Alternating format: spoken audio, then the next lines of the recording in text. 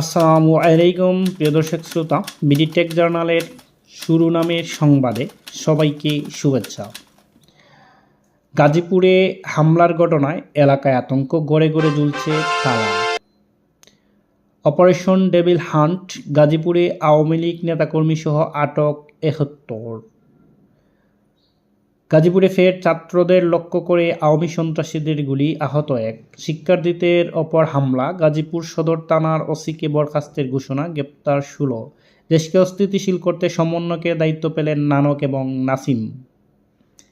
ফেব্রুয়ারির কঠোর হচ্ছে প্রশাসন, গাজীপুর সহ সারা দেশে অপারেশন ডেভিল হান্ট শুরু। জনসা লীগের সাবেক ৩৫ মন্ত্রী, ৪৩ এমপি, ২৮ পুলিশ গ্রেপ্তার। অধ্যাপক মুজিবুর রহমান, ৭১ জাতি শুধু একটা পতাকা পেয়েছে, নাগরিক স্বাধীনতা পায়নি। গাজীপুরে সার্জিস আলম ধৈর্যের বাঁধ ভেঙে দিলে নতুন আরেকটি বিপ্লব শুরু হবে।